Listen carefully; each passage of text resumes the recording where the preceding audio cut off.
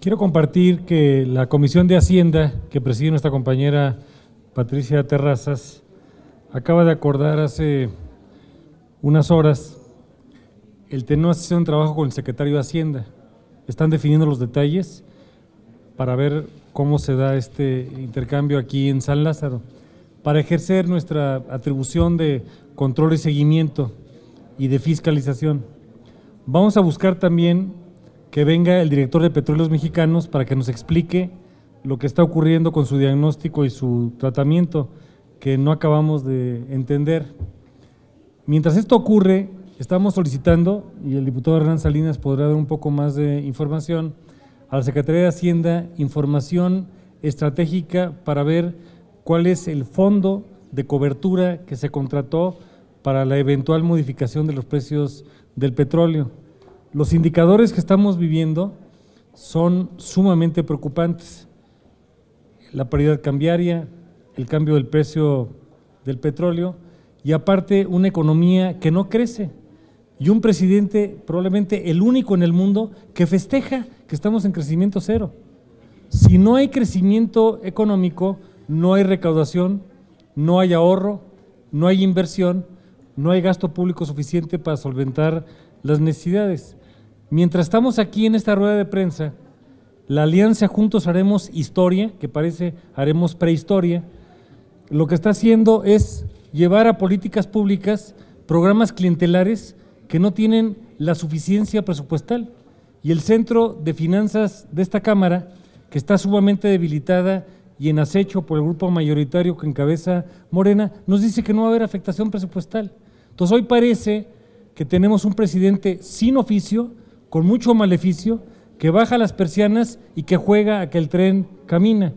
En síntesis, hoy tenemos un gobierno que no sabe gastar, no sabe ahorrar y no tiene gasto de inversión estratégico. Y empieza a escarbar varios fondos que se fueron diseñando para escenarios de crisis y se empezó a utilizar cuando no había escenario de crisis. 1, los fondos de estabilización petrolera. 2, el fondo para gastos catastróficos en el tema de salud. Y el más reciente, al que quiero hacer referencia, es que quieren romper el cochinito para poder resarcir el tema del boquete de los ingresos. Existe desde hace años un fondo de estabilización, el tercero que estoy mencionando, de ingresos presupuestarios para compensar cuando haya ausencias de ingreso. Y ya el año pasado, de un saldo de más de 250,000 millones de pesos, ya se gastaron prácticamente el 60%. Y ahora lo que nos están diciendo es que todo está bien y van a empezar a extraer recursos de este fondo para simular que todo está correcto. Nos queremos hacer la denuncia y vamos a hacer en una reunión republicana con el rigor metodológico y el rigor que requiere el examen de la presencia del secretario Herrera, la valoración sobre cómo está todo esto. Y volvemos a insistir, tercera medida, aparte de las reuniones de Hacienda y de Petróleos Mexicanos, en la necesidad de bajar el IEPS, el impuesto a productos especiales para la gasolina. Va a ser esto de escándalo.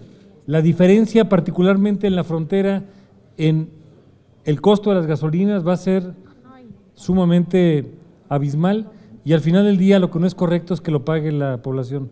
Estamos en crisis y hay un gobierno que no entiende la palabra crisis y simula como si no existiera. Si el 60% de la gasolina se importan y el precio de la gasolina fuera del país va a bajar, nosotros lo que vamos a exigir es que baje el precio de la gasolina y que no nos vengan con el cuento de las numeralias mal hechas de que el precio de la gasolina se va a sostener o peor aún se va a incrementar. Esa tiene que ser una repercusión. Estamos en un mercado mundial. Si baja la gasolina internacional y el 60% se importa, aquí debe bajar la gasolina. El fondo que ya existe es para prever emergencias cuando hay baja recaudación y debería solventar el gasto público que está autorizado en el presupuesto de egresos. Ya en la fiscalización verificaremos que así se va a cumplir.